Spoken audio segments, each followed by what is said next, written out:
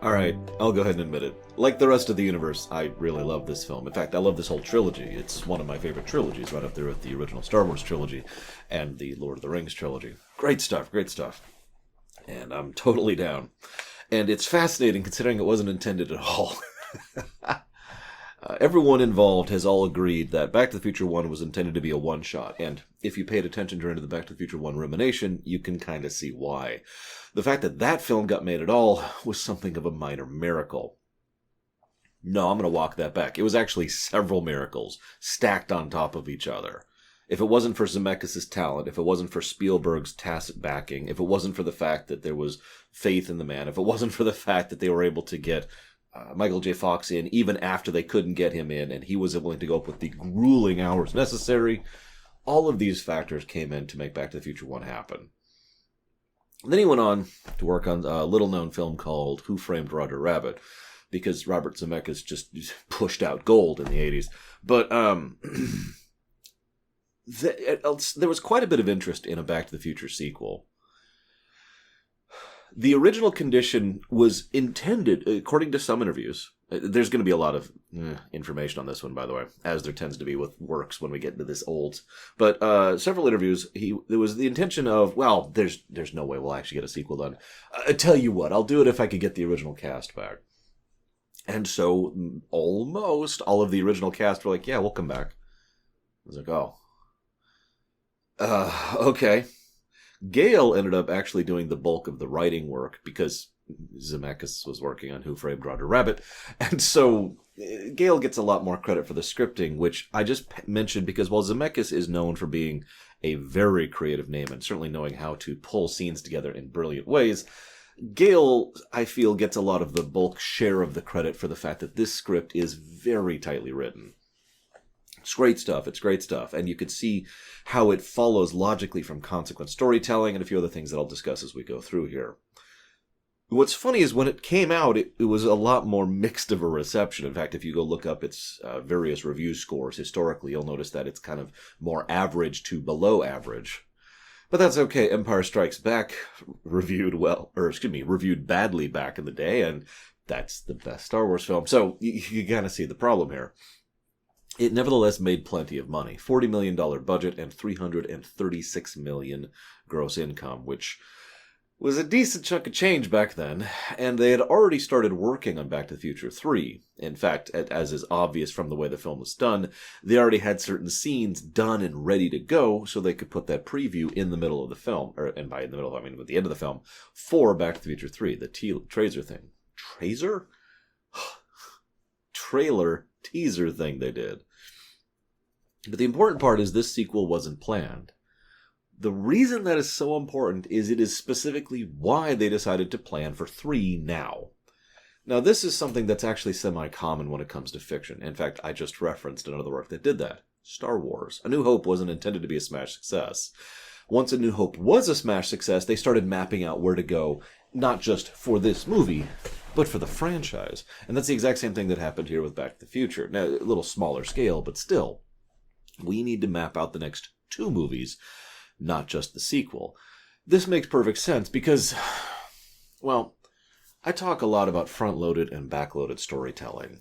And while I obviously have a preference for front-loaded storytelling for all of the reasons, there's a value in back-loaded storytelling as well. It allows you to be more dynamic, it allows you to roll with the punches more, and you can come up with some really creative stuff just kind of out of the blue when you do back-loaded storytelling. But the necessity, the practical, functional reason for backloaded storytelling, even if you prefer front, is that you never know which thing is going to be big enough to be able to afford doing a franchise, doing a series. You know, nobody really predicted that Star Trek would take off the way it did, and so they didn't plan anything out. And there's a whole other mess that goes into that. I've done literally years of ruminations on that for further discussion and analysis, but you get the idea. So, 1 succeeded. Okay, now we're going to backload, piggyback onto 1, but we're going to front load going forwards into and through 3. This means that 2 fits neatly onto 1 because of the backloading, and smoothly leads into 3. 2 really is the glue between the 2 films. Now, the reason I point this out, and this is significant, 1 did not foreshadow 2. It couldn't. 2 wasn't even something they were considering. But 2 then has... So 2, by design, has to fit 1. This is the backloaded storytelling. They have to accommodate 2 to 1. But because they know they're making 3, there's actually a decent amount of foreshadowing for 3 in 2, because that's front-loaded. And so 2 actually accommodates to 3. Sorry for going way over this. It's something I find fascinating, because so much of what we consider beloved fiction follows this exact same precept. It's usually not as clear-cut as 3 chunks, but if you stretch out all of Star Wars or all of Star Trek or whatever, you see the same pattern presented. Okay, we'll make this. Oh, it's good. Let's adhere to it. And also, let's plan for the future. Very common pattern. But I mentioned almost everyone came back. Crispin Glover didn't. Why is one of those Hollywood things. I've actually talked about this before, and I will admit, and I have no shame about admitting this, it irritates me a little bit. Not because I need to pry into other people's affairs, but because it's my job to report on things, and one of the things I hate reporting is, So why did Crispin Glover not come back? Oh, go ahead, jump to the comment section and give your answers, but I found 4 separate answers for why Crispin Glover didn't come back. None of them are all of them, let me say this more correctly. All of them are mutually exclusive. None of them are congruent with each other. So 3 of them are lying, or 4 of them are lying, and I have no idea what actually happened. One way or the other, Crispin Glover did not come back. That is the definitive fact I can report to you, and this would lead to problems in the future, which I'll discuss in a bit. Now, I also want to give special praise to Rick Carter. Rick Carter is pretty much the person who is most individually responsible for the visual look of this film. And he and his team, God, they nail it. There are 2 distinct looks to the film that they craft. One of which is the future, the distant, way off future of 2015. And the other is the dystopian 1985. Both of these had to be crafted and designed, and I don't know how else to put this. If you just freeze-framed the movie periodically, you would have many things to look at. And because they actually designed the full sets and the backgrounds and all that, as the camera's moving around throughout the scenes, you can get different angles on all those things and just see how much work and effort and time and everything was put into the craft and design of the future and the present. Brilliant, brilliant, brilliant stuff. I cannot praise enough. Anyways, so, clear-cut example of exemption clause. So, let me talk about that. Now, I'm actually going to bring this up a little bit more later. Oh, by the way, the music continues to be phenomenal. Huge reason why this movie is so fantastic. But, time traveler's exemption clause. Now, Back to the Future follows the dramatic version of the time traveler's exemption clause. This is not a joke. I looked this up. There's actually interviews about this confirming this. So, time traveler's exemption clause is the time traveler is exempt from the time travel. It's something that is more or less a necessity when it comes to time travel in fiction, because if you are affected by the time travel you do, then you probably never time traveled because you have altered the future such that the circumstances by which you time travel would not have happened. Type 2 time travel. Or, well, actually that's it. That's the big one. Type 3 time travel, you could do whatever because you're just hopping timelines. Whoops, excuse me. Throat. And type 1 time travel is its own self-cohesive thing, which has nothing to do with these films. It's a shame because I actually think these films would work a lot better if this was type 1 time travel. It's not. Can't be. But we'll discuss that a little bit later, okay? Anyways, there is a thing I wanted to talk about briefly with regards to time travel. Sorry, I forgot to finish discussing the time traveler's exemption clause because of my throat. How dare you? You're always working against me. Ugh. So, time traveler's exemption clause, you're immune to time travel. There is a asterisk to that when it comes to Back to the Future. Again, confirmed by Zemeckis himself. And that's the dramatic rule. If you do time travel, or time travel is done in such a manner that you would no longer be at the point at which you're from, you go away. There are 2 definitive examples of this. The first and most obvious is in the first film, where he starts slowly fading away. Why does he fade away slowly? Well, that's why it's called the dramatic time traveler's exemption clause. It gives you a little bit of time to adjust things. The second is old Biff, in a deleted scene where we see him fade away because old Biff no longer is alive in the future that he returns to, and therefore he is affected by the changes he's done, despite the fact that he's not affected by the changes he's done. We'll cover that more later, but I just wanted to get that across really quick, and it does help to explain most elements of this film, including the fact that Jennifer is allowed to be safe and sound despite being in another timeline, and the same with poor Einstein. But again, we'll get more to that later. I do want to talk about one other thing, though. Time Traveler's Exemption Clause is often considered the neat answer for time travel.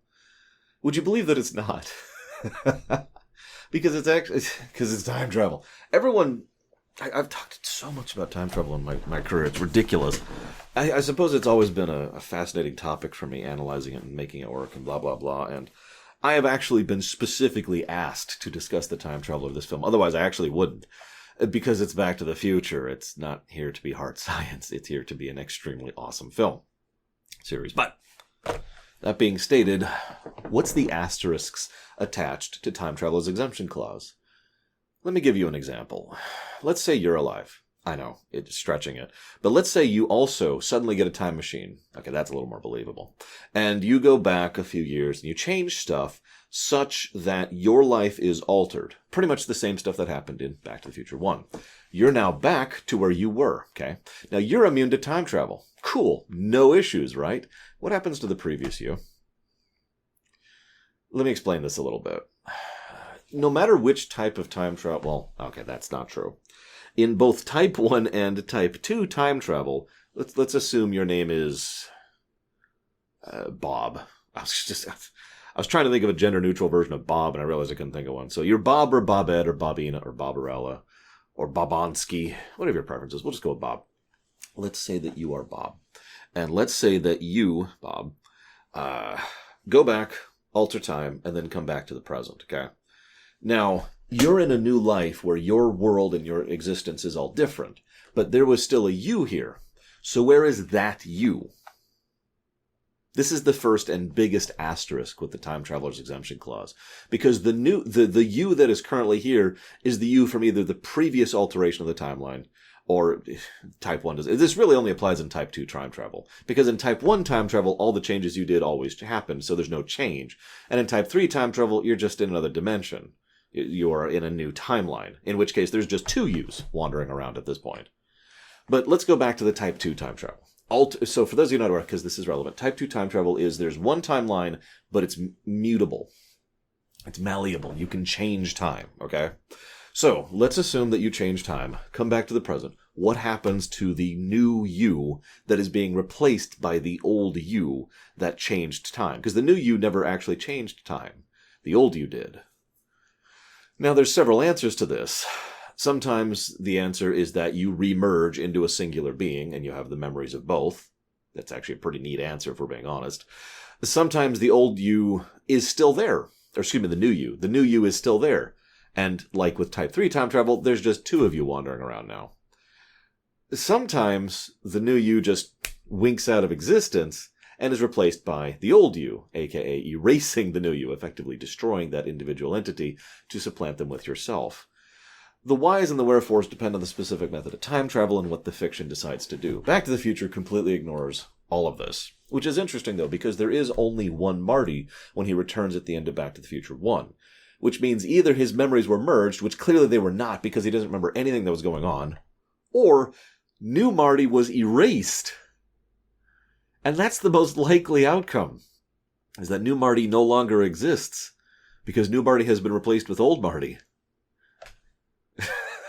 You can see why they didn't really want to think about this in this film. Now, there's ways to explain this, and there's ways to work around it. Like I said, the easiest and neatest solution is to have the two versions of you meld into one. Thus, neither person dies, and both people continue on. It's just they are now a new, separate, and segregate entity. So, this is when I want to talk about consequence storytelling.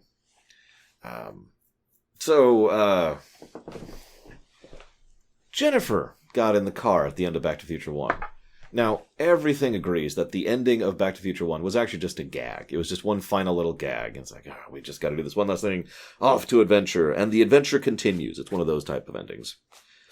Well, now they're doing a direct sequel. And now Jennifer's in the car.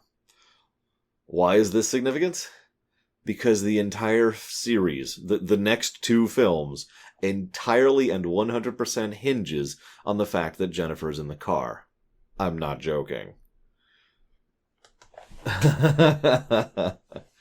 Now, I'm actually going to circle back to that point. I just want you to keep that in mind. So, I suppose this is a good time to go ahead and give a confession. I'm a bit of a movie geek, film geek, cinema geek, and it probably shows. I get a lot of that from my mom. She is a really big film geek, bigger than I am.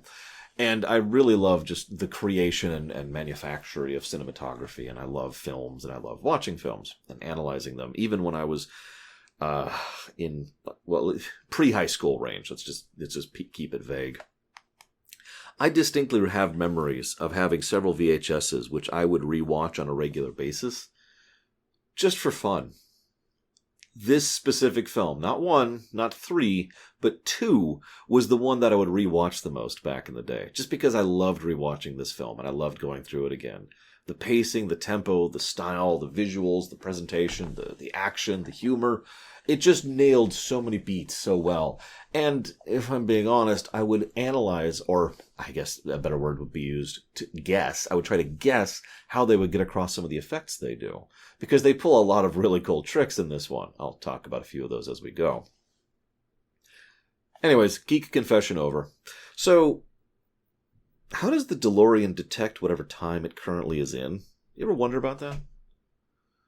Just a little anecdote, because I noticed that it always is like, hey, this is where we are. And either that's just a concept of syncing, aka it doesn't actually know where it is, it just presumes where it is, or it actually has a temporal detector, which is actually insane and incredibly advanced if you think about it. I suppose you could count atomic decay rate or something to kind of determine that, but you'd need a relative point to do that, and that would also presume a static rate of decay, so I'm not sure if that would even function. Anyways, it's okay. It's quantum, or tachyons, if you prefer. So what did you bring her for? Yeah, okay. She uses a sleep inducer on her because she was asking too many questions. Remember that. Also, I have to make fun of the distant future of 2015. At least it's a little bit more, believable as a distant future than the incredibly distant and mind-blowingly distant future of the 1990s. Looking at you, Star Trek. So, okay. I have a note here. I'm not going to list every detail in the background because we'll be here all day, and I do have other movies to cover. But if you ever rewatch this or are rewatching this with me or have rewatched this recently, please do yourself a favor. And for a lot of the long establishing shots, just pause periodically and just take in the background. I jotted down a few things that jumped out at me. First of all, ejection seats save lives. Just picture it. Just picture it. Think about it for a minute. We also have the courthouse, the rain stopping. Of all the insane, unbelievable stuff of the future, the fact that the weather people are that accurate is probably the least believable. Although, if only the post office was so dependable. Foreshadowing point number 1. Now, he mentions that he did several bits of medical tech in order to extend his lifespan by a few decades. And he just kind of goes down the list of everything he does. Okay, that actually makes perfect sense. If you had a time travel machine and were not an evil person like Biff is, then one of the first things you'd probably want to do is get information. Learn about the future that you're interacting with. The second thing you probably want to do is to make some money. The third thing is probably on the medical side of things. Try to fix any issues you may or may not have and give yourself a nice long lifespan. Now that you've got those baselines done, you can go forward. Now you're probably thinking, wait, money? Yeah, that point's going to come up in a second too. I know I'm bringing up a lot of flags that I haven't brought down yet. Just bear with me. There's a lot to cover in this film. I love the genetics of this series. Obviously, they do this because this way they can reuse actors and actresses, but this is hysterical how much that, oh my god, he looks just like me. By the way, Marty's daughter is also played by Michael J. Fox. Just to really emphasize the genetics thing. It's okay, though, because, 3 generations of Biff that we see are played by the same actress. Well, and just you get the idea. So, yeah, apparently that's just how genetics works. Fun fact, I don't really look like my parents, who kind of look like their parents, and so forth and so on. It always amuses... Fiction likes to pull this. It makes sense. It does save on pulling in another actor. That's the whole point. You don't need to get a new actress involved when you could just put makeup on a different person, on the same person. Anyways. There's a lot of tiny little details. I know I already mentioned that. One of my favorites is order a Pepsi. Here's a 50. I know inflation is kind of bad, but wow. I don't even have a 50 on me. Holy crap. The doc is super paranoid here. And I just want to point this out because this makes perfect sense. He has a better understanding of the consequences of time travel than anyone else in this whole franchise. And he is someone who is now taking deliberate steps to actually alter the timeline. Do note that as a result of his actions in this film, he makes the decision to destroy the timeline. Destroy the timeline. He does do that. But no, to destroy the time machine. To remove the machine. Because he has decided that it is simply too risky and it's too dangerous. And arguably he's right. But I point this out because at the beginning he is very paranoid and covering a lot of details. It also makes sense that he has everything mapped out effectively to the minute. Because, remember, the first thing you do is you get info. The second thing you do is get money. Third thing you do is get medical. But the point is, if you're doing any alteration, you probably want to do a first pass, map everything out, plan everything out, and then be like, okay. Then you do a second pass. Hypothetically, that would mean there's probably another Doc Brown running around at this point in time, but let's not think about that right now. Either way, map everything out, do everything perfectly.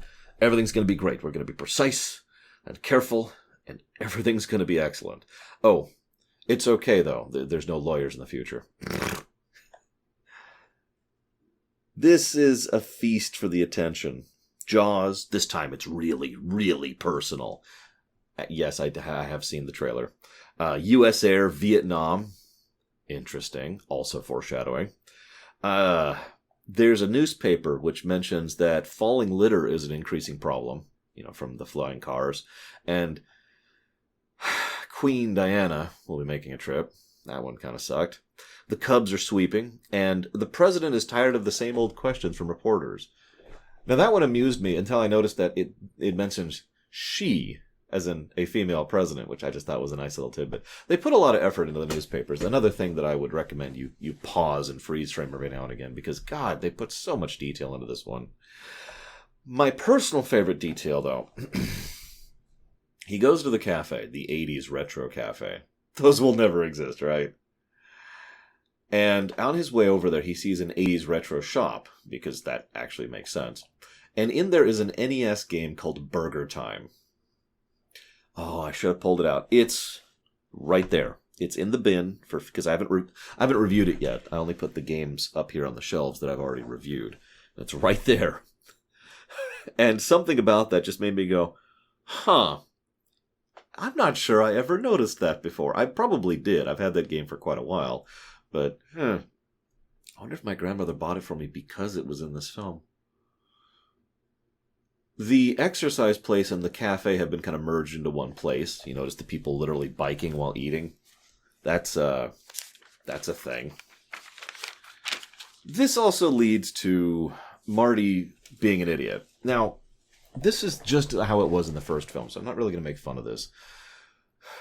Marty is not a particularly competent time traveler. I think this is actually to the benefit of the film, even though a ridiculous amount of the drama and events and consequences and almost all of the problems that happen in all 3 films happen because Marty is not a competent time traveler. He is portrayed as someone who is not stupid per se, but he is portrayed as someone who just can't really keep up. He's just kind of a normal dude. And so he constantly makes mistakes, like with when Biff comes over, Central Biff, our Biff. And he's like, George McFly is not, oh no, right, and he knows he is impersonating his son, and he knows that he is here to interact with him, so he would know all this stuff, but it just doesn't occur to him. I think it would be easy to assume that Marty is stupid, and I wouldn't even begrudge you if you decided to say that. I know several people personally who dislike this film and the next film specifically because they say Marty's an idiot. I can't really argue against that. All I can say is that it doesn't bother me that much because I don't think it's so much that he's stupid, so much that he's not engaging his brain about it. Whenever he actually bothers to sit and think about things, he tends to figure things out. It's just the rest of the time that's the problem. And again, pretty normal. So, we have Elijah Woods. Wait a minute, you have to use your hands to play this? Oh, that's a baby game. Okay, haha. But my real legitimate thought when I was watching that was,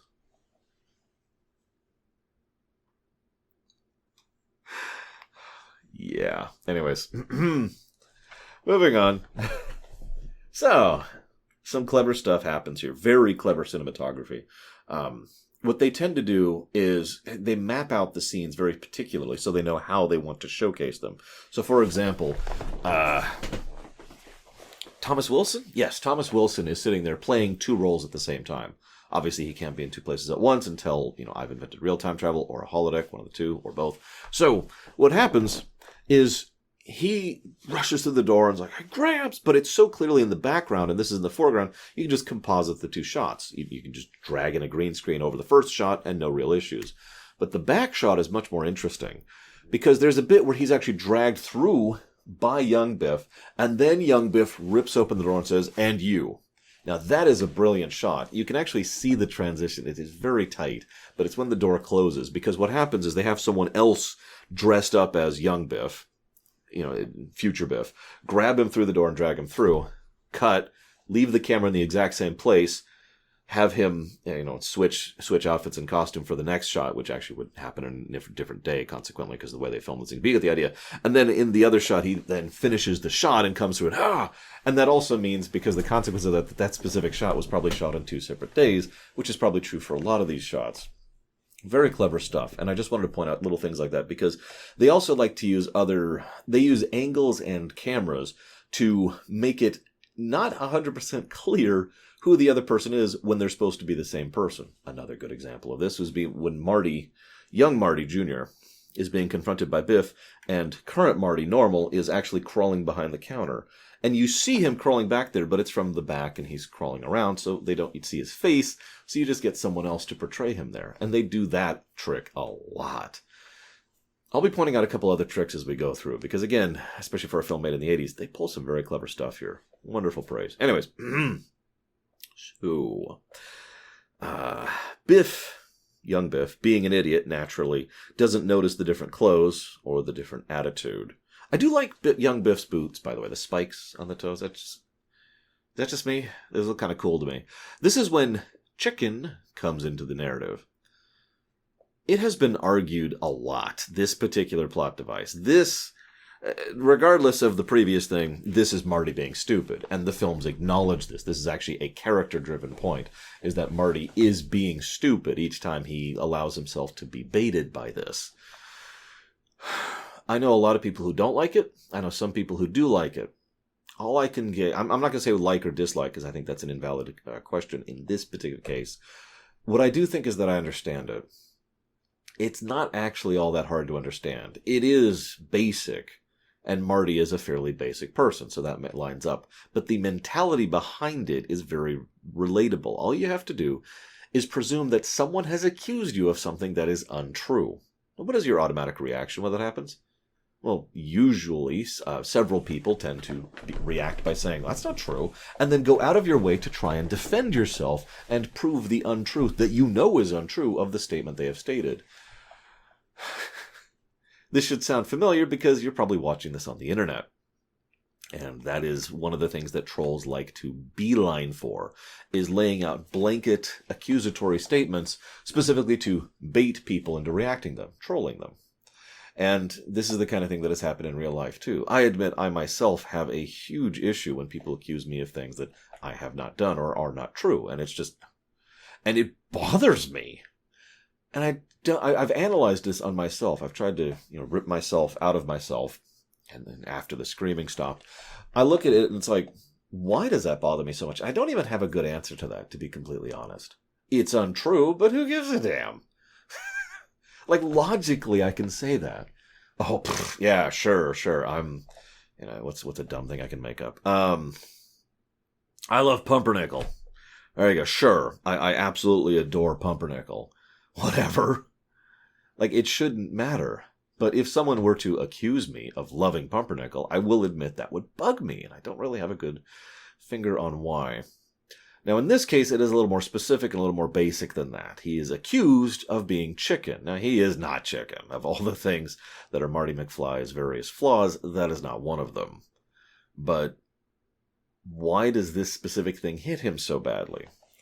The most common argument I tend to hear about this, sorry, resting my eyes for a moment, is that he's, given the fact that this is the Marty from the original timeline, he is someone who grew up watching his dad be bullied and pushed around by everyone, and thus did what most kids do and tried very hard not to be like their parents. And so he takes that so deliberately, so personally, that it's a trigger for him, for lack of a better way to put it.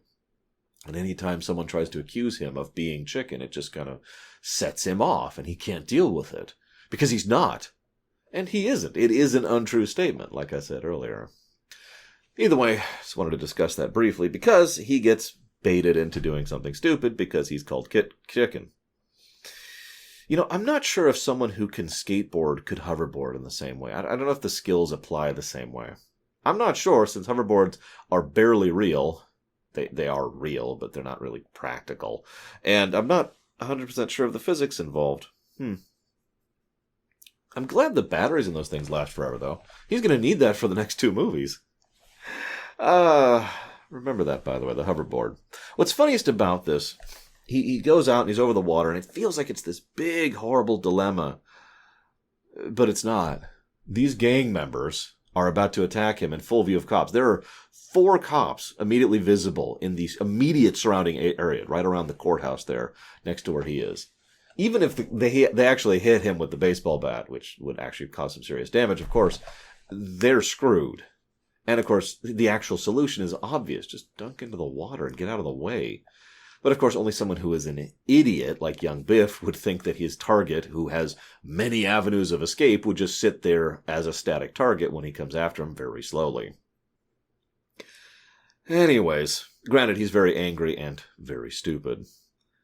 I gotta wonder, who the hell did Biff have sex with to have a kid, though? I hate to ask that. It's never brought up. Who married that bozo? Did anyone marry that bozo? Anywho. So, drying effect. I hate to once again praise the visual effects. There's so many practical effects in this film. You can actually see that his coat is still wet until the camera juts away and he is able to put on a dry jacket, because it didn't actually dry, obviously. What they did, there's actually a photo of this you can find online. They just had a bunch of people down there off frame below him with all these giant, not vacuums, but like air pumps, basically, and just and shoved all the air up into him as he's doing it, so the drying effect could happen. Just cute little stuff like that. I love the construction of these films. God, I would love to time travel to several of these films I love so much and just kind of watch them be made, Like I said, film geek. Anyways. So, he's got the almanac, right?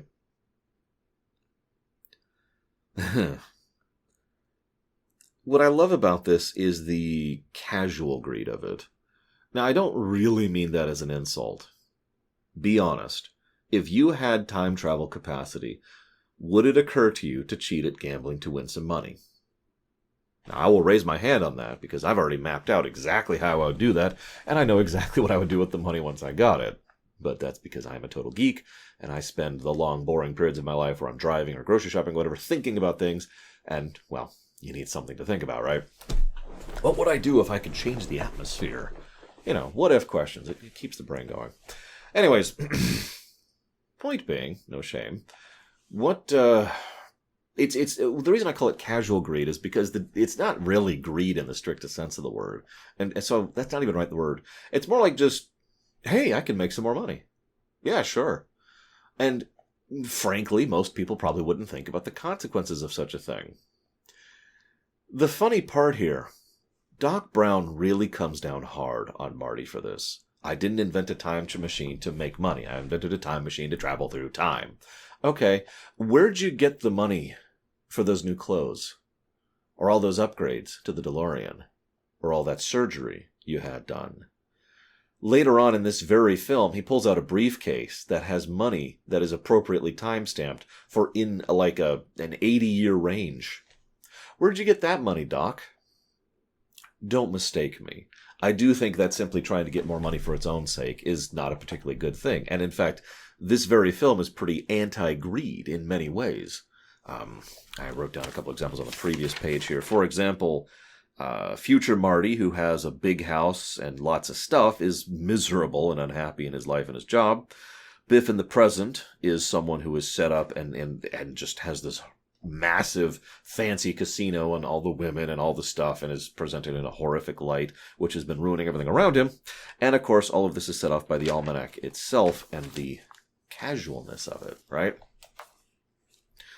So, here's the catch, though. Doc Brown is probably so specifically upset at Marty here, this is just my read, because Doc Brown is already guilty of what Marty has done.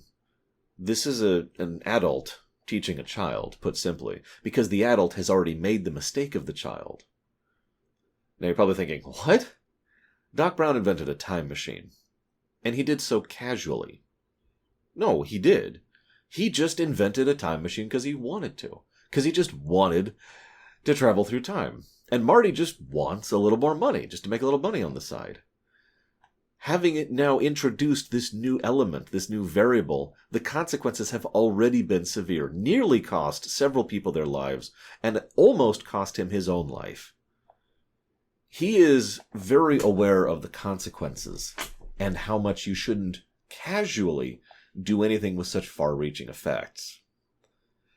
This is my point. While it may seem hypocritical that Doc Brown comes down so hard on Marty here, actually I think this is more parental. I think this is the wizened uncle, if you will, forgive me for being biased, trying to impart some wisdom. He just doesn't really know how to do it because he doesn't really know personal stuff, as we will see in the third film, my God. Anyways, this is also when the consequence... Oh, hang on. I also want to point out that future Biff is not stupid, at least not as of this point. He has also learned, and he has also grown. He puts two and two together very quickly. This then leads to young Marty rushing off and mentioning, don't drive tranked. I want you to remember that. And this then leads to them discussing, okay, we're not going to do this. We're going to throw this away. We're going to go over there. Oh my gosh, the cops have shown up and gotten Jennifer. The entirety of these two films happened because they unintentionally put Jennifer in the car. That's true in universe and out. And I love it. This is consequent storytelling. Told you I'd get back to it. Okay. Jennifer's in the car. So we need to adjust the story to accommodate that, so we need to knock her out. But there needs to be a consequence for that action. So we tie that into the main plot, and we see that she is now the unplanned variable in universe. Remember, Doc Brown planned this whole thing out perfectly. He had the sleep thing, which would knock out young Marty for an hour. And he had the clothes, and he had the outfit, and he had the time, and he had the money. Go in, tell him no, have the event, whatever, leave, mission accomplished, we're done. But he didn't plan for Jennifer. Jennifer being there means that she gets caught by the cops who correctly ID her and take her home. Now they have to go get her back. Jennifer being there is also why the sleep inducer didn't work as well on Marty Jr., because its battery had already been drained. One variable went wrong, and that leads to everything in two films, in universe and out. And that's the brilliance of it, and that is the power of consequent storytelling. I praise it so much because I love it so much. Please forgive me. But it's all about, okay, what would happen? All right. Well, what would happen? All right. well, what would happen? And you map it out like that. And then once you have the skeleton, you think, okay, now let's look at the whole, let's zoom out a bit, look at the whole skeleton and tie it in together. And you could tell that Gale and Zemeckis both did that with the scripts of the next two films, because every event follows a fairly logical consequence of the previous ones, with only one exception. And that exception has to happen. So, anyways. He takes the... real quick side note. Doc, absolutely... I already mentioned this, where Doc slams down on him for the almanac. You notice that Marty gets the hoverboard in without incident. I only point that out because I was like, wait a minute. But the reason he gets the hoverboard in without incident is the Doc doesn't notice the hoverboard there. He notices the almanac, and he would probably have prevented the hoverboard. This may sound like a minor thing, but again, one changed variable. Imagine how different these films would be if that hoverboard was not present in the next two. So, we now have the almanac and the hoverboard. We're up to two now. So, this is when the stakes start showing up. This is also why you don't mess with time, by the way. I don't have a good real-life example of this other than nuclear power, back when we didn't really understand it. The idea is you don't want to mess with something when the consequences can be so horrifically catastrophic if you screw up. I mean, if you go out driving right now, there could be some bad consequences for that, but that's something that can be mitigated by many, many factors, right? I'm talking more like, imagine if when you went out to take a drive, if you accidentally hit the wrong thing or pushed the wrong button, you could destroy the entire planet. That's kind of what time travel is in most fiction, and why it generally should be left alone. It's also why a fairly large amount of fictional franchises and series usually have a time police whose entire job is to prevent that from happening, either by mitigating time travel or literally altering time itself in order to malleable its way around any changes so that that doesn't happen. It's a mess. And once again, we see how Doc Brown is starting to build the idea of, I need to destroy the time machine and be done with this. So, Biff is right there. I love the pacing of this film. Have the discussion, they move away, camera stays still, Biff comes into the background, walks through, grabs the almanac. Love it, absolutely love it. So, Jennifer's taken home, wakes up, walks around the future home a little bit. We see, there's a lot of product placement too, but we see again the future stuff. The doors don't even have doorknobs anymore. Wow, God, the future's so advanced. You know, even in Star Trek, they have the manual release thing instead of the thumbprint thing. But what's funny is you're probably thinking, why wouldn't they have handles on the doors? It's specifically so that she can't get out early. This is the other side of consequence storytelling. I, as a writer, need these sequences to happen, so I need to trap my characters so they can't bypass that logically. So, there's no doorknob so that she can't escape before the events of the rest of the future happen. And that's it. That's the reasoning. Also, there's a weather channel, which is on and showing the weather on the window. As if anyone would ever actually just want to watch the weather while stuck at home during a global pandemic. A friend of mine has actually started following. So there's stuff out there you can find and buy where someone will put on a GoPro or whatever and just walk through a park or walk along a beach or whatever and look around periodically. It's so you have something to look at or watch while like you're exercising on the machine or whatever. It's actually a really cool idea, if I might be so bold. It's a way to see places that you will probably never see in person. I'd still rather go there personally, but given limitations, you can see the practicality of it. Just wanted to comment on that. There's whole essays and websites dedicated to tracking how much of this stuff actually came to pass and how much of it didn't, and the in-betweens between those two. I'm not going to cover all of it, as usual. I did notice the drone camera for USA Today. That was actually kind of funny. And they keep mentioning that this is a rough neighborhood, and the people who come out of here are Tranks. It's the second time they've mentioned that. Forgive me for extrapolating, but Trank is obviously being portrayed in a negative light in a manner that implies drug usage. And given the terminology, Trank, it probably refers to being tranquilized. Downers, in short.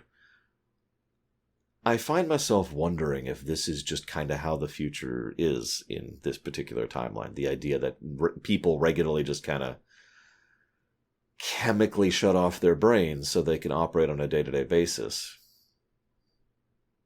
Yeah, it's probably a little bit too real. Let's move on. So, Michael J. Fox plays his own daughter. Telling you, genetics. And this is when, this is when I was actually giving my speech about chicken. I've already given it, so no words there. Doc Brown takes Einstein. Why does Doc Brown take Einstein with him? Once again, we see the real-life application of consequent storytelling. If Einstein is back on the DeLorean, then old Biff can't take the DeLorean and make the movies happen. They need to remove Einstein from the equation, so he goes with Doc Brown, even though there is absolutely no reason for that to happen, other than the fact that it needs to happen for plot. You can see why consequent storytelling can be both a good and a bad thing, and that's one of the reasons I wanted to bring that up. So he takes Einstein so old Biff can do his thing, and Marty, of course, is Marty, so he doesn't stay and guard the time machine. He just wanders off. Sure.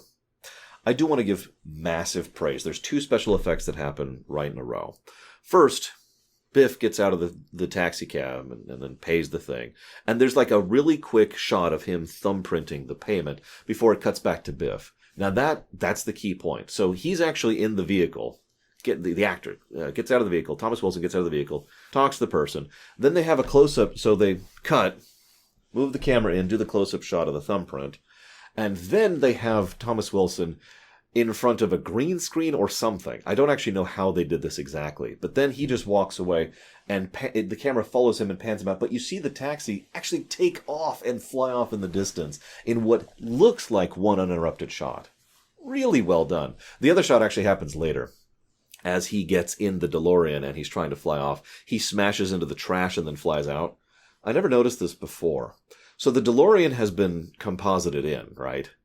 But everything else there actually happens, which means they had some kind of mechanism or device attached to the giant chunks of trash, so they would crash and simulate the actual crash, and then so they film what is effectively an empty street, and then the trash goes on the ground, and then the camera goes the path the DeLorean will eventually do. Just really cool stuff. I wanted to praise really quick. Meanwhile, future Marty has 2 ties. Never not going to look tacky. This is also when both kids are on their phone at the dinner table. Yeah, can confirm. I admit that with certain people, I kind of have a rule to not do that unless it's business or work related, which is obviously an exception. Because in addition to it feeling rude, I don't know. I admit I am a little old-fashioned, but I feel like if I'm going to sit down and enjoy a meal with someone, that I want to sit down and enjoy a meal with someone, not browse my phone, Granted, I'm not much of a phone person anyways. Well, I do have my phone here. In fact, my mother just texted me, and I'm probably going to respond to her really quick here. I'm doing exactly what See, this is a little bit different because she's saying, hey, how are you? And I'm not going to be done recording for however long. So I want to be like, hey, doing good, ! Haven't laid down yet, in the middle of recording the Back to the Future rumination, period. Phone hugs, ! And as usual, I actually do the hug. That's the whole point of the phone hugs. And I do it, I now have video evidence of it, but I do it consistently and deliberately. That's how they know the hug has actually happened through the phone. Otherwise, it loses its meaning, right? Anyways, on the phones at the table, because of course they are. And I love the info spam during the call. The children, sports team, political affiliation, favorite foods. This is also AT&T, by the way, so this lines up perfectly. And it also just kind of implies the level of casual observation that happens in real life. Oh, and also in the films. So Jennifer learns all this thing. Chicken, you're fired, pulls out the facts. And it's like, oh God, there's Doc Brown. I need to get out of here. And she goes and she sees herself, freaks out, and passes out for some reason. I don't know why. Just let's walk past it. If I saw a younger or older version of me, I'd just be like, huh. But then again, I am very cynical and very blasé, so what the hell do I know? Nevertheless, thankfully the universe does not unravel itself. Whew. I hope you liked that section. That's the extent of her contribution to the film. It's funny because several people have complained that she's effectively written out of the films, and while that is true, you'll notice that she has a fairly large chunk of the film dedicated to her. This doesn't happen until about the 40-minute mark. And she is literally the crux of everything that happens in both films. Now, obviously, that was not intended, and I do think it would be cooler if she had an actual role in the films. But I just wanted to point that out because some people seem to forget those two facts when considering their consequence. Anyways, so... this leads to the time travel. So old Biff comes back with the DeLorean. That's actually the problem right there. We see him going, a deleted scene and statements by the creators has flat out admitted that what was supposed to happen is he was fading away. And again, it's painful. We know this. We saw this with Marty back in the first film. So it is painful to fade away. And that's what's happening to him. He's fading away because even though he has time travel or exemption clause, he is returning to a time that no longer includes him. Therefore, he is now gone from it and erased. It's just time cleaning up after itself. Now, why does this not make sense? Now, these films are very clearly not Type 1 time travel. We're just going to walk away from that, okay? Type 2 time travel, which I've already described, time is a linear line, but it is a malleable line, is something that is how the films purport. However, this film now starts to talk about it as if it's Type 3 time travel a little bit. Type 3 time travel is when every specific alteration crafts a new timeline, and each new timeline keeps going. In other words, for all the time travel that happens in this series, there would be 8 distinct time travel lines, each of which is still going regardless of where the camera is bouncing between the timelines. Make sense? Everyone likes Type 3 time travel except for me. I hate it because it's horrible and awful, and it removes all drama and purpose in the story. But anyways, point being, those are the two major types. Why is this relevant? If this is Type 2 time travel, the time is a malleable timeline, then what would have happened is that old Biff would return to the future, and the future would have been changed by the time that he returned to it, because he would be returning to a different future. Doc Brown himself flat out states this in the middle of the film. The reason they, in the present, cannot go back to the future to stop old Biff is because they would be going back to the altered future.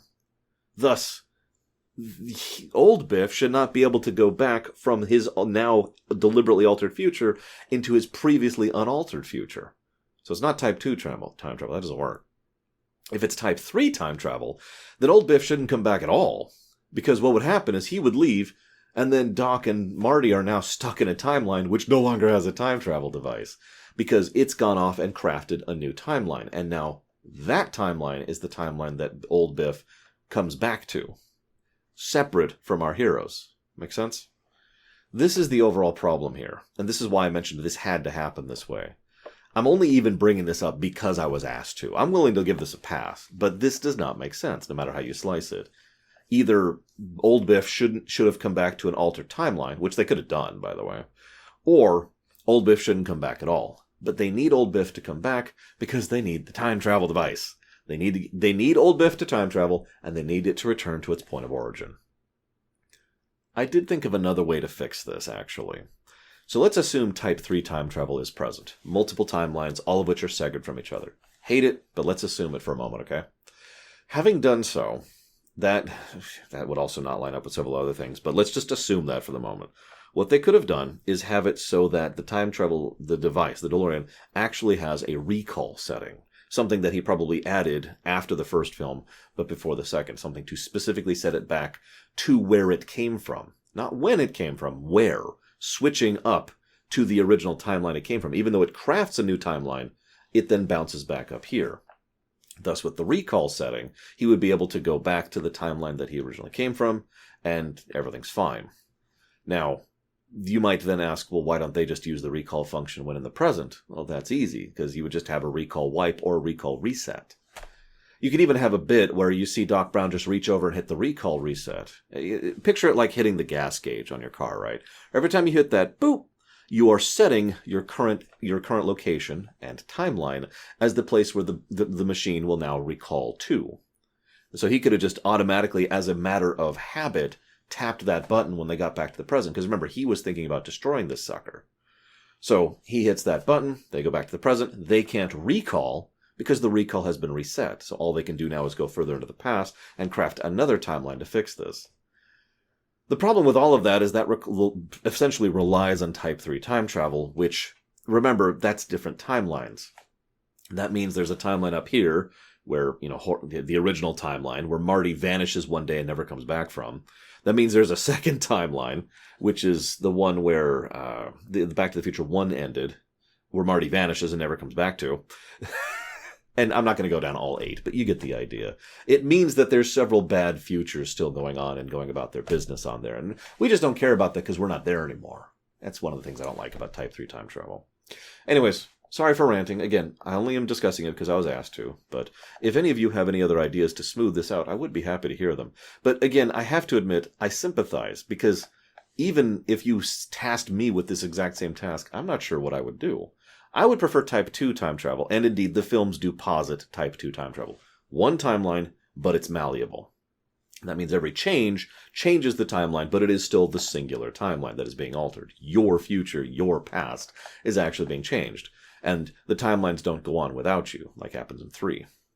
The relevant point there, though, is for him to do that and then come back, the only way that makes sense is if we use the ripple shockwave effect, as in Bob and George. Bonus points if anyone gets that reference.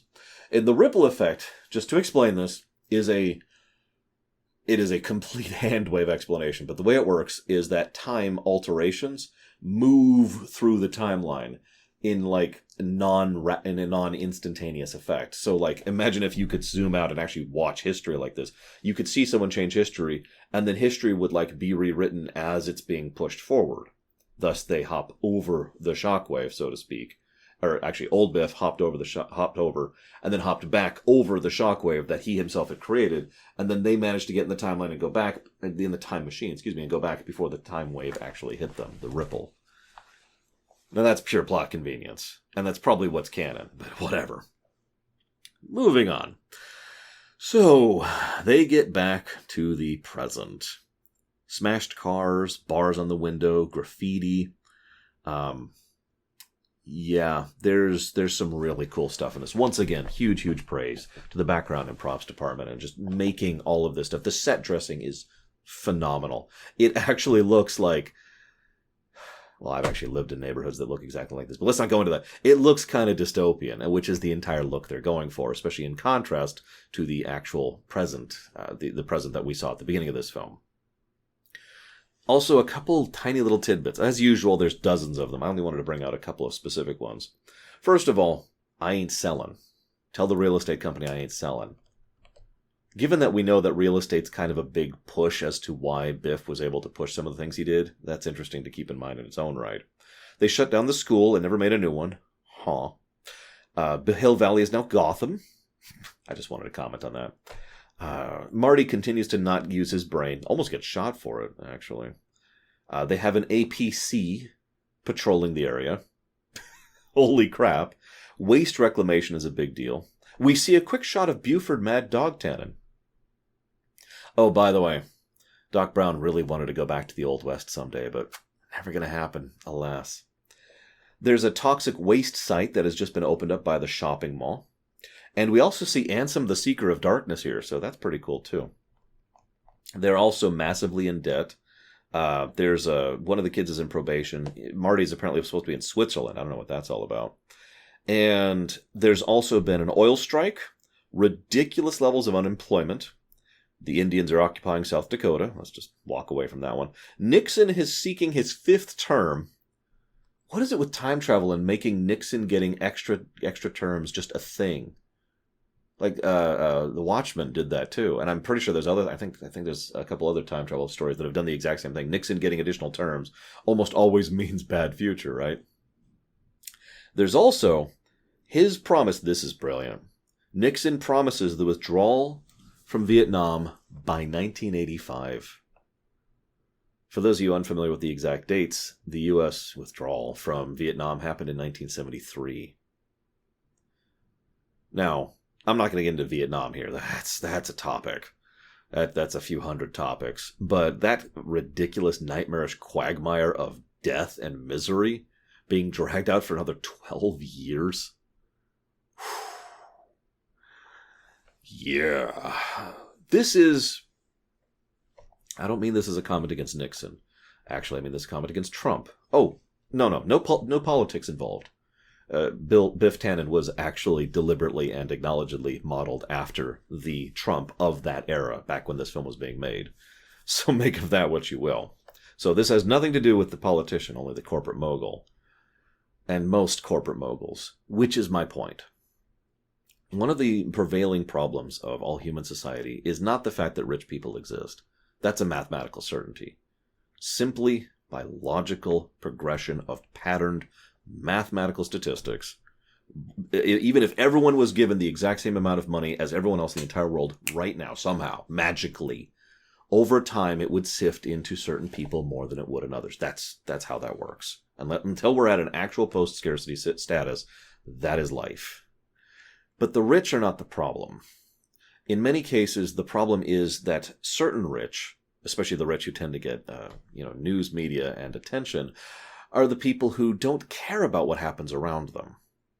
Now, I don't really mean this in a modern sense. I could easily point to people right now, but I'm not trying to make a statement or an agenda thing. Look at history for a second. Look at Rome, for God's sakes, the Second Roman Empire. The rich not caring about the impact of how much wealth they have garnered onto themselves, not caring about the consequence of their actions, is such a huge problem in human history. And how many horrible, terrible things have happened because those who were on top gathered more for themselves at the expense of not just the people around them, but the society or the culture or the landscape or the resources or anything else, right? Or the cities or the lives. Again, if you just chop off the last 50 years, this is still true. If you go back historically speaking, this is still true. Now, why is this relevant to this film? Why am I getting off on this point on this film?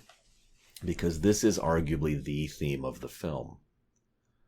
That while there's nothing necessarily wrong with what Marty did, not really, getting the almanac, because he didn't think about the consequences, he enabled other people who were thinking about the consequences to try and take and abuse that. Neither Doc Brown nor Marty are people who would abuse their power. It's just not in them. But by simple virtue of accumulating that power unto themselves and not taking care of it properly, they enabled people who would abuse and corrupt that power. In this case, the power being the time travel device itself with old Biff and the almanac, thanks to Marty. This is the central theme of the work, in my opinion. And it's actually a two-parter, if you're paying attention. The one is, think about the consequences of your actions. And the other is the massive gap in difference between normal people, like Marty and Doc Brown, who just wanted to make a few bucks and just wanted to travel through time, and horrible people like Biff, who will actively go out of their way to murder and force other people into extremely unpleasant situations and abuse his own wife, and then try to murder again, specifically, and of course, all of the background stuff that I just mentioned, the actual practical, tangible, making society, making their surrounding worse, so that they can sit on a slightly higher pile.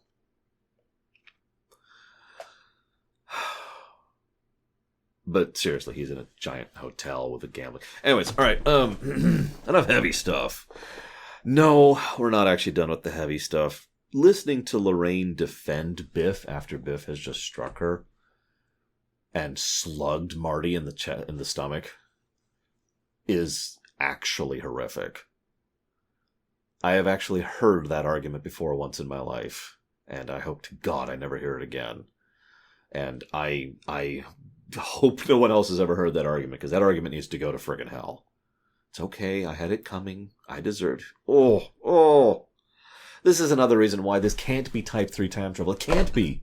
Because even ignoring all the logic and the reason and the script writing, God damn it, this timeline cannot continue. It has to be erased. Sorry, I'm rustling my drink here. It cannot be allowed to continue. This has to be erased. Love the pacing of this section, by the way. The pacing of the whole film is fantastic, really.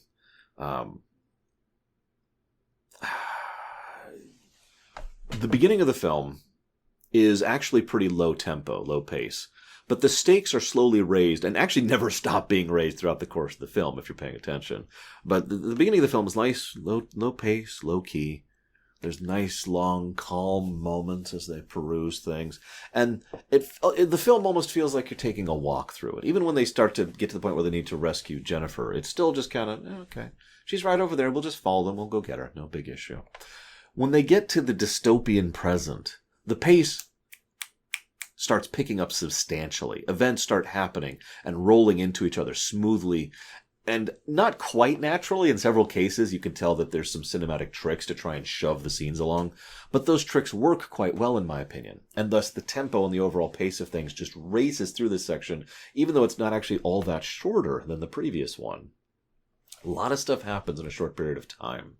And there's a lot of tension during this section, which makes sense, because this is the dystopian present. Wow, there's a sentence I don't want to say again. This leads to a lot of really great moments. Like, okay, how often in fiction have you seen someone being confronted with an unusual thing and they're like, oh my gosh, this is so unusual? Now, if I'm being honest, usually that irritates me in fiction. Because usually it's not acted well. And that's really the core reason. How many times have you watched a thing and they're like, it can't be aliens, or zombies can't exist, or magic? What's that? Or superpowers, right? And they're just like, huh? And you're just sitting there like, you're an idiot. It's right in front of you. Just pay attention to it, right? Be honest. How many of you have had that reaction to a film or a game or a movie or show or book or whatever? I'll raise my hand on that one. Now, Marty has that exact same reaction here, even though he is a time traveler, and even though he has seen a wealth of evidence at the altered timeline, he still is just having trouble processing it. Now, that does make sense, but the key distinction is in the acting. Michael J. Fox manages to get across, huh? Better than most actors I've ever seen do. And that's what sells it. What we're seeing is someone who obviously has the brain to know what's going on, but the problem is it is so overwhelming that he's having trouble keeping up. It's just... and you could see he just spirals further and further out of understanding, and it even gets to the point where he's like, how could you defend him? My father, what, and she's like, oh God, are you okay? No, I'm not okay. He sells it, and that's the difference. The presentation absolutely matters, and that is the Back to the Future trilogy in a nutshell, isn't it? There's a lot of stupidity here, if we're being completely honest with ourselves, but the presentation just smooths all that over, which leads to the cemetery scene. So they find out, he's dead. That's terrible. I already mentioned the difference between Doc and Marty as well as Biff. That's actually where I put that line of dialogue. We see Fistful of Dollars. Great film, by the way. Love that film.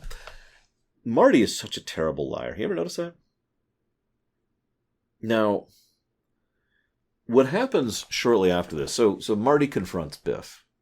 Great scene, by the way. Biff kind of lays it out. I don't see the resemblance. And what's funny is his version of the story is a little bit different than the one we actually see later, because of course it is. I mean, he is deliberately trying to lie during it. I thought you hit a manure truck. How'd you know about that? But what I like best about it is the perfect metaphor for Biff Tannen happens during the chase sequence after he pulls the gun on his son in order to shoot him. Talk about some arrogance, just willing to shoot someone in the middle of your own office. Yeah, how are you going to sell that one? I know you own the cops and all, but come on. But no. What really caught my attention is Marty runs out, and then the goons and Ansem, the Secret of Darkness, chase him, and he manages to avoid them. Now, what happens is he cleverly manages to switch lanes, effectively, in the stairwell, and then goes up to the roof, and then heads through. Now, Biff charges out and immediately looks down to where the others are. I was like, oh, I'm going to chase him down there. And then he looks up because he hears the door closing. That's Biff Tannen right there. He's not clever. He's not smart. He's not even particularly strong. He's just lucky. The answer fell into his lap. Otherwise, he would have chased down along with everyone else. But because he happened to be there at the right time, at the right place, he happened to stumble into that. Just like what happened with old Biff in the future. Think about it. This arguably applies to Biff throughout all three films in its own way. And I just wanted to give special praise for it. Because like I said, perfect metaphor for the character right there. So, Biff admits to murder. I wonder if it was premeditated. We don't know the circumstances. It could have been in the heat of passion. It could have been just, I want to take your wife. Bang. Did he set it up? Did he just bribe the cops involved? There's a lot of questions that are left unanswered there, and that's okay because it's not time 3 time travel. We're erasing it. All right, so they fly off and like, oh, we need to get the hell out of here. Damn it, what is with this time machine? It keeps flickering back to 1885 for some weird reason. Love it. Love the front loading. Now, I complained about the time travel earlier. Allow me to say that in this case, the time traveler's exemption clause plus drama actually makes sense. They explain that Jennifer and Einstein will be fine. Why? Because they're time travelers. And by virtue of having time traveled, they are now immune to time travel. This is also why type 2 time travel makes the most sense, because otherwise they wouldn't be present for the alterations. So what would happen is time would literally alter around them. Boy, that's got to look wild, doesn't it? And so they would still be there, unaffected by the alterations to time, and the end, you know. So that lines up. I'm with that. That does presume that there is a bubble of time traveler's exemption that just kind of goes with you after you time travel, but that also makes a degree of sense. It could also be a temporary thing. You know, they have temporary protection, but considering the alteration is about to happen and they've only been outside of the time machine for, from their perspective, like a day or two, that's also within reasonability. Anyway, so now we get to my favorite part of the movie. And I've been gushing about this sucker this whole time. Real talk, Mom just responded to me.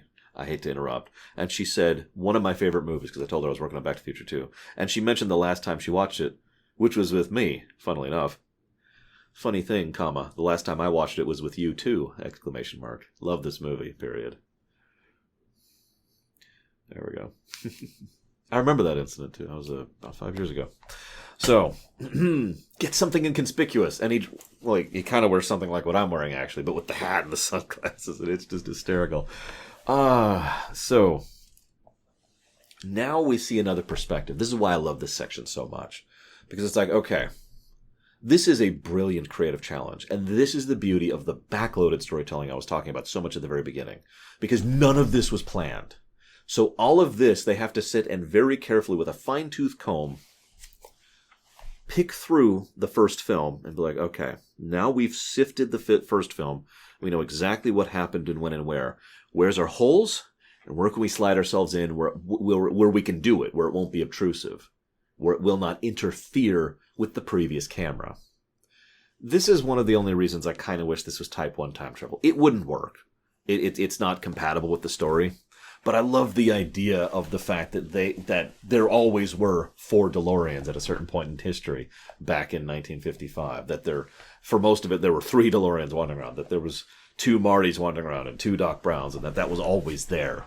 You know, funny fact: when I was a kid, this is when I came up with the theory of Type 1 time travel. No joke.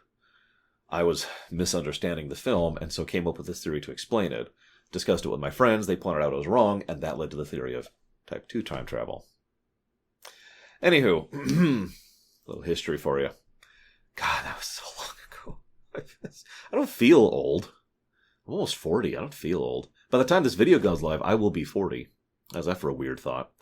So, we see the 2 Biffs, the repairman on the car, Lorraine's dress. Like I said, they pick out the specific spots, and they show events that happened that we never saw to help kind of slide neatly into the narrative, to show not only for the audience to know where they are, when they are in the previous timeline, in the previous movie more accurately, but also to show a little bit more events, to give a little bit more characterization for Biff, a little bit more presentation of Marty, a little bit of thing going on with Lorraine, just little extra stuff that they pepper over there. God, it's just joy. This is a good point here. Now, I already mentioned this, but I just want to hammer this point in. Old Biff is smarter than this current Biff, but he's still a horrible human being. This is still someone who is totally cool with murder. This is someone who is totally cool with forcing Lorraine to marry him and all the other terrible things that present evil Biff ended up doing. And I'll talk more about that in a minute, too. So This is a clever scene, but they totally cheat with it. There's a bit where old Biff is in the driver's seat, so on the left of the car, right side of the frame. current Biff, young Biff, is over here. Marty's in the back. There's no rear view window, right there on the car. It's not there. Now, this is obvious, and this is a straight composite shot. You can see it if you're paying attention. You can see where the line is effectively and how they very carefully move the camera around it, and the people who interact across the line only ever interact by like just the hand or the arm or something like that. And of course, Marty's in the background. He also tends to stick to one side or the other if you're paying attention. So, very clever stuff, very clever visuals, and they do a good job of it. And of course, most of the actual shots are your typical shots, which are from one person's perspective to the other, which doesn't involve this being the same actor. It doesn't need to be because you can't see their face. Again, just praise for the cleverness of this, especially for a film that came out in the era that it did. So, UCLA, it's all... Did you know that's the actual score for that actual UCLA match? I never knew that before. I've watched these films so many times. So, Marty gets stuck in the shed. Okay, Marty, come on, you're smarter than this. You can think of some way out of there. I could think of some way out of there. Now, granted, I am a lot stronger than Marty is. I am very muscular, so I could probably literally break out of there if I had to. Whereas he gives up after a couple of shoves of a very loose door. But there's no bolt cutters or window he could open or window he could break or anything. No, he just hangs out there. Things are, I'm just saying, normally, sure, but you're kind of on a time crunch here, ironically. And I was thinking about this. I was going to complain because they have a time machine, right? Surely they want to go and scout out and then operate, then take in, okay, there he is, there's where we go. Then I got to thinking, Doc Brown is probably trying really, really hard to minimize time travel. Remember, he has already committed to the idea of destroying the time machine at the point at which he was at. So he's probably trying to not have there be 5 DeLoreans. He doesn't even know about the third at this point. Or fourth, excuse me. And he's probably trying to not have 3 Doc Browns and 3 Martys roaming around the timeline at the same point. Just, food for thought there. Anyways, so he comes in with a bike. Okay. And finds out, and Doc meets his own self. Let me explain one of the reasons why this film works so well for me. I mean, I've given many reasons over the previous Rumination and this one. It's so human. Not just in its flaws, although there's plenty of those. I mean, it's such a heartfelt film. It really is at its core just about some people and their lives and their adventures. There's just a tone to it that I can't otherwise attribute or ascribe. The scene where Doc Brown is talking to himself, and there's just this... God, Christopher Lloyd... There's this bit where he sounds almost melancholic. I'll see you in the past, or the future, or I'll see you sometime in the future, or the past. And he just, he can't quite bring himself to say anything. But at the same time, he can't help but say something. It's so human. And it's also, in many ways, a bit of foreshadowing for the third film. Yet another bit of foreshadowing. And also another excellent composite shot. You can actually see the line. It's actually behind the post in this case. Great stuff, great stuff. So, we get to the dance. All right. We see the booze, the ooh la la, and the almanac. Quick, efficient establishing of the 3 props there. Now, what's funny here is there's a nice little early zoom-in shot where the principal is going through the magazine and says, sports statistics, huh? If you pay attention, you can see the pictures of the women in there. You can't see anything. That's not what I mean. I mean, you can tell there's pictures of women in there, which means that is already the ooh la la thing, and we now have the information that Marty is sadly lacking. This is the supreme construction of these films, by the way. Most films, when they try to make things dramatic or tense or suspenseful, they go big. The world will be destroyed. This virus will wipe out all life, and this meteor will destroy all life, and this will end every galaxy. Now, that's fine, and I can enjoy that for what it is, but I tend to more appreciate a work that makes a suspenseful, tense scene about a dude sneaking into a slightly inebriated middle bureaucrat's room and try to be undetected while stealing a magazine back. This whole scene is relatively quiet. There's no music. There's no suspenseful going on. And yet that suspense is so tangible and real. In fact, if you're paying attention, they do some sound design stuff to effectively mute the scene more than it probably actually sounded to the actors who are doing it. I love it. I cannot praise enough. I'm so sorry. Gosh. Positives everywhere.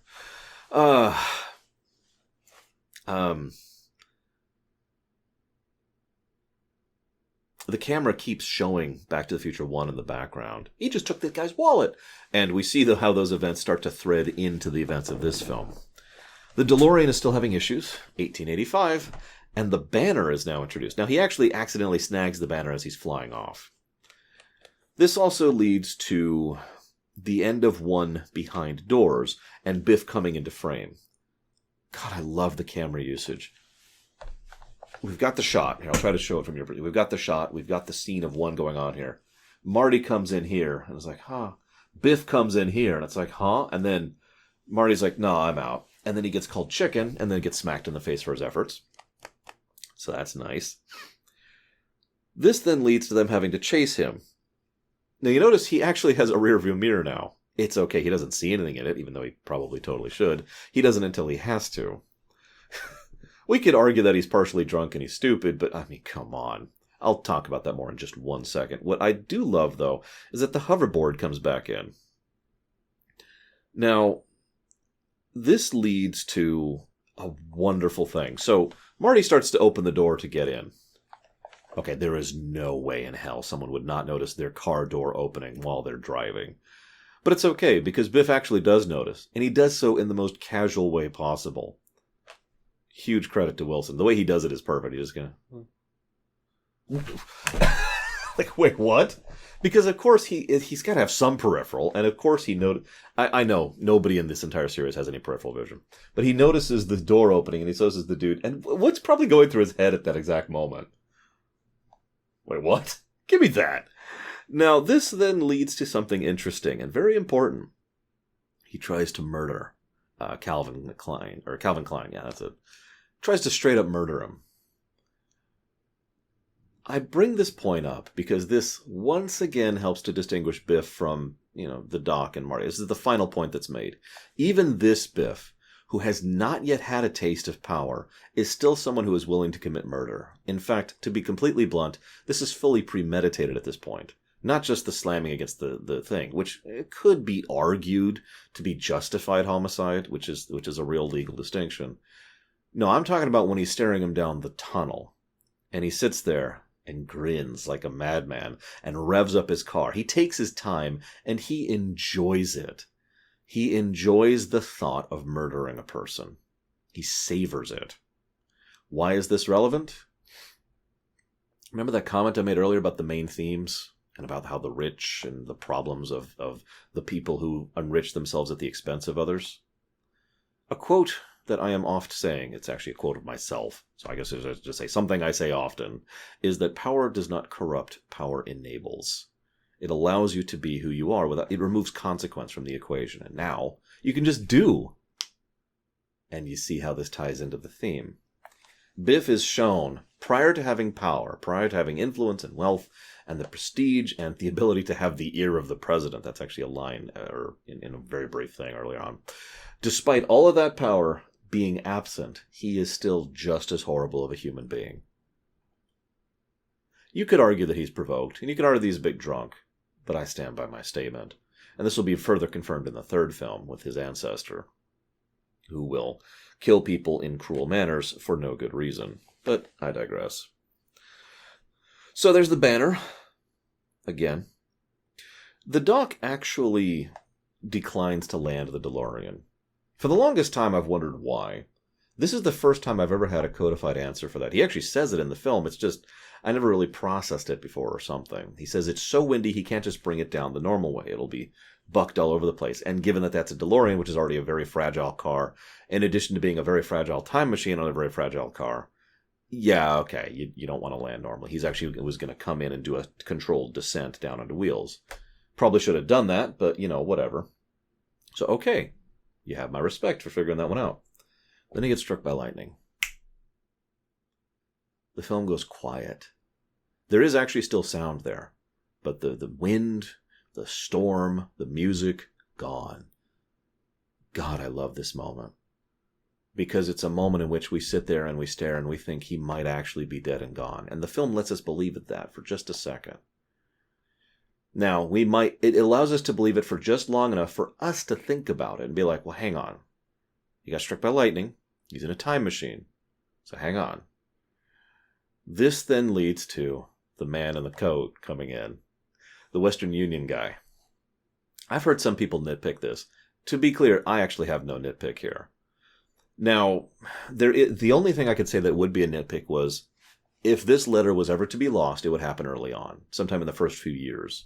After about a decade, it would become a bit of an oddity, a curiosity, and for that reason alone, there would be at least some people in charge, or some people with the influence, power, or interest necessary to try and make sure that that letter stays there, stays kept.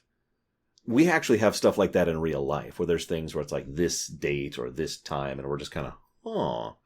And I guarantee you, if there was a letter that has been in the vaults for 70 years, that would become an event. That was probably on the news, for God's sakes. There were probably people who were like, oh man, and they told all their friends about it. It's like, it's finally, it's like 3 weeks from now. The more interest would build the closer you get to the time.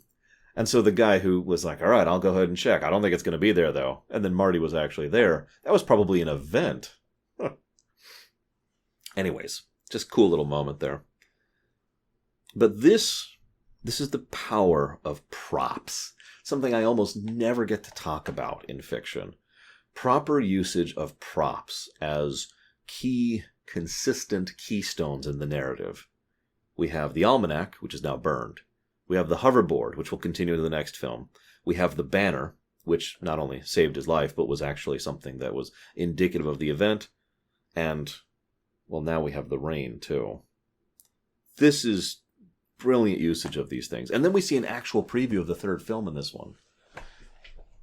I was going to tell you why they put that, because that's incredibly unusual, even for an older film. You don't just put a preview for the next film in the current film. You might say to be continued. Most films do that. Or you might end on a stinger, or hell, you might have a post-credits sequence if you're in the post-MCU era. But you don't just have a straight-up trailer for the next film in the theatrical release of your film.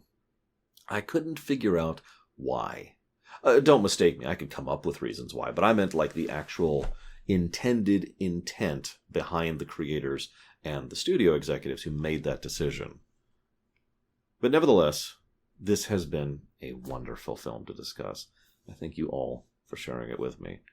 I'm going to go talk to my mother a little bit more and gush about this wonderful film. I'll see you next time.